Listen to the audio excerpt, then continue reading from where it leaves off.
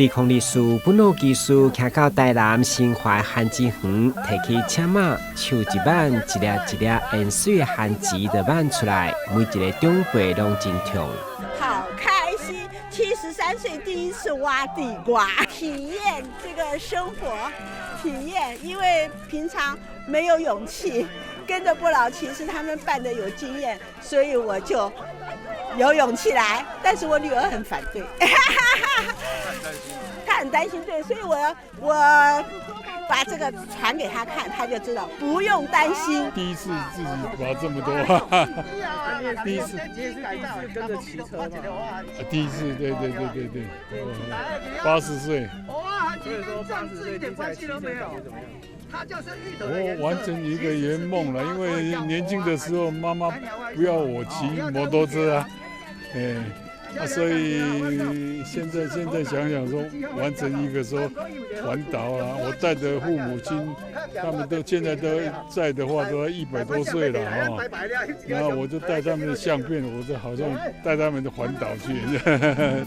本路技术骑车环岛，有人找到少年时的遗憾，冇人抱着热情加勇气。其中80岁以上有8位，70岁到79岁有13位，65岁到69岁有8位，上高龄是这位100岁郭青松，已经是第5摆参加。虽然是100岁的，但我对骑车这个是一定我落去佚佗啊！骑车是上好的代志。尤其是阮这个老人哦，这个是咧骑车哦，是一种趣味啊，一种运动，安尼啦，精神就会较好。65岁邱吉欣4岁时因为车祸只剩一支脚，但伊相当乐观，介意爬山4过省，去年也特别去考机车驾照。其实我以前没有骑机车，我为了参加不老骑士。我去年12月25号才去考驾照。我之前我是有骑脚踏车、开车。不老骑士传爱千里，我觉得非常棒。最主要就是我们的那个志工团队，道安的，他所有的志工真的是把我们这一批老人家当成幼儿园的小朋友在照顾。为了让这段旅程会当更安全顺畅，丰德老人福利基金会特别安排道安志工陪骑，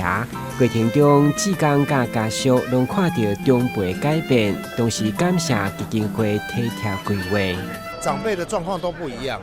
但是他们都会在活动过程中会有所进步。他们走出家门之后，他们变得更开朗，对，不会像可能就是有些长辈原本是比较内向的，那他们会更开心，然后更愿意跟其他的朋友接触这样。我爸爸是85岁了，其实我们都很担心，而且尤其是我爸爸之前的膝盖非常就是退化，你知道吗？结果他那时候其实前2年的时候是真的是没办法行走，他真的是走几步路就非常痛。你可以想象他现在要环岛了。你们能了解那种就是家属很担心，可是又觉得很骄傲。本路技术在挑战做家己的同时，这段旅程的重点是实用教育，要认识各种在地优良食材，接触号召社会大众来关心独居甲弱势时代的食食健康。弱势餐食的一些需求，都会先想到说吃得饱，我们先顾吃得饱这件事情。但其实吃得饱之外，我们还要考量到长辈他们到底吃不吃得健康，到底他们在吃的这些食材里面有没有哪些是我们可以一起来去做一些关注的，所以也想要透过这一件事情让大众一起来知道说，弘道这边不是只有关注吃得饱而已，吃得健康这件事情非常重要这样子。本路技术体验对产地到产地的完整过程，实在嘛比送回台中的厨房做成美味的餐点，让长辈吃入去的每一嘴拢加了一份安心。我说地瓜，你说耶，地瓜，